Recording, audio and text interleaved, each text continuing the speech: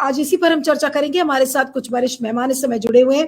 हमारे साथ हिंदू जन जागृति समिति के प्रवक्ता हैं डॉक्टर नरेंद्र सुर्वे। मिस्टर सुर्वे, आपका भी बहुत बहुत स्वागत है। हमारे साथ प्रोफेसर अखिल स्वामी हैं, जो कि रिटायर्ड प्रोफेसर हैं एमिटी यूनिवर्सिटी से। प्रोफेसर अखिल स्वामी, आपका भी बहुत बहुत स्वागत है। और हमारे साथ देश की जानी मानी महिला एक्टिविस्ट ताहिरा हसन जी हैं। ताहिरा जी, आपका भी बहुत बहुत स्वागत है।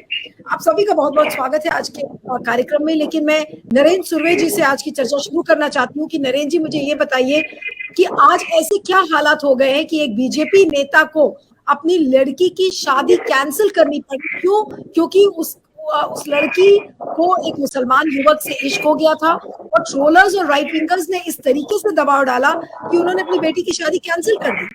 ये क्या जायज है? ये सही आपको लगता है? जी। सभी दर्शकों को मेरा प्रणाम। देखिए नीलू जी, यहाँ पर जब हम ये बात कर रहे हैं कि ट्रोलर्स को हम जिस पद्धति से हम यहाँ पर बताने का प्रयास कर रहे हैं कि ट्रोलर्स के कारण ये हुआ है, तो हो भी सकता है। और सोशल मीडिया पर हर एक व्यक्ति को उसका अभिव्यक्ति स्वतंत्रता है, उसे क्या लिखना है क्या नहीं लिखना है।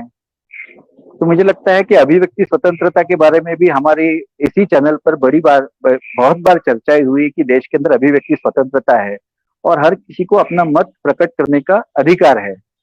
तो यहाँ पर यदि किसी हिंदू व्यक्ति ने, हिंदुत्ववादी संगठन ने, हिंदुत्ववादी नेताओं ने, यदि उनके मन के जो विचार है, क्योंकि जो परिस्थितियां दिख रही है पिछले कुछ वर्षों में देश के अंदर, जिस प्रकार से लव जिहाद में हमारी बच्चियां फंस रही है, वो फ्रिज के अंदर दिखाई दे रही है, उनके 35 टुकड़े हो रहे हैं।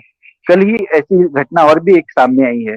तो प्रतिदिन इस प्रकार की घटनाएं जब हो रही है और द केरला स्टोरी इसके माध्यम से जो बहुत बड़ा षड्यंत्र है वो भी सामने आया है और सरकारों ने भी ये मान्य किया। इसलिए हम देख रहे हैं कि कुछ राज्य सरकारों में लव जिहाद के बारे में कानून भी बनाए हैं।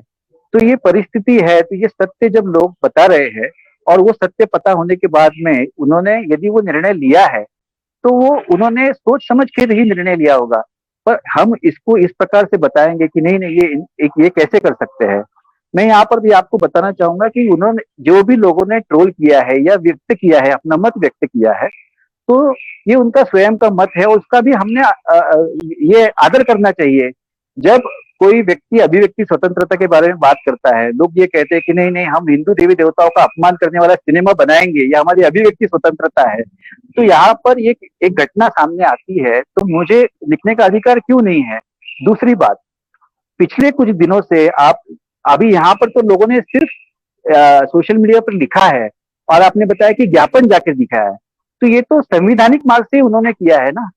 यहाँ पर तो पिछले कुछ दिनों में आप देखेंगे तो मुस्लिम युवती के साथ में हिंदू युवक घूम रहा है, तो उस हिंदू युवक को मुस्लिम मारते हैं, उसको मारहाण की जाती है।